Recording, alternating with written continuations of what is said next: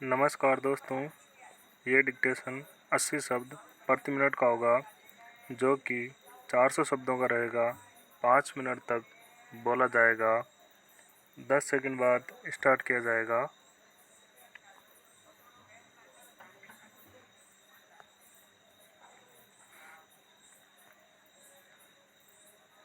Start.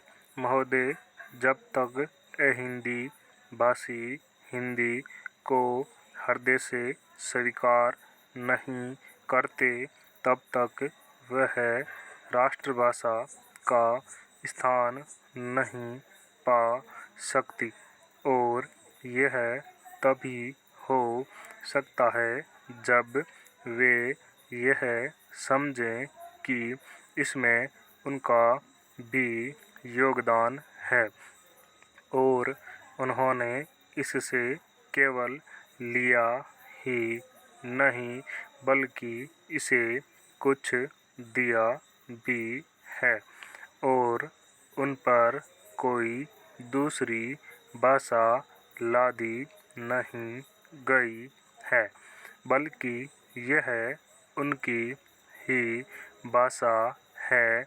मेरे कहने का अर्थ यह नहीं कि आप उनकी ही व्याकरण अपना लें। इसका अर्थ यही है कि आप उदारतापूर्वक जितना ले सकते हैं ले लें। भाषा इसी प्रकार बन सकती है। यह भी आवश्यक नहीं है कि उसको स्वीकार करने पर आप वही लिखना आरंभ कर दें, परंतु जो वे लिखें उसको आप गलत न समझें। आज किसी भी भाषा का रूप वही नहीं है जो उसके प्रारंभिक काल में था।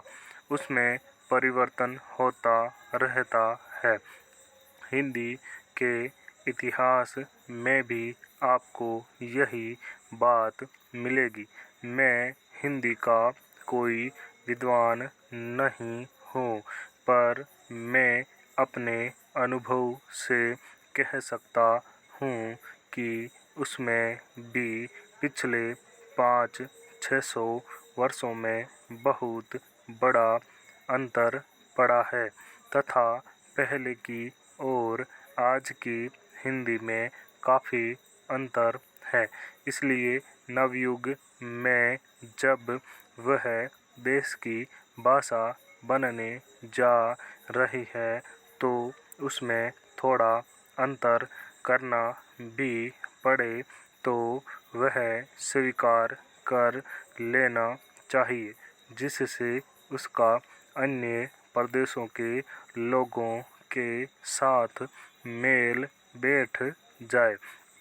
कई हिंदी भाषी लोगों ने भी हिंदी की काफ़ी सेवा की है। आपके राज्यपाल महोदय हिंदी भाषी हैं और इन्होंने अपनी भाषा की बड़ी सेवा की है। यह भी हिंदी के पक्ष में थे और इन्होंने बड़ा योग दिया, जिसके कारण हम संविधान सभा में सफल हो सके।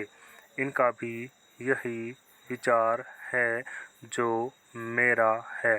मैं चाहता हूँ कि इनको भी हिंदी की सेवा करने का अवसर दिया जाना चाहिए। उसका फल हिंदी के लिए और देश के लिए अच्छा ही होगा। मानपत्र में आपने संस्कृत के संबंध में कहा है। मैं मानता हूँ कि हमारे देश में संस्कृत का अध्ययन आवश्यक है, क्योंकि देश की सभी भाषाओं का स्रोत वही भाषा है।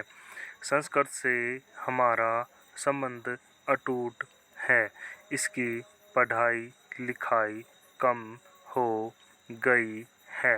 यह हमारे लिए दुख की बात है।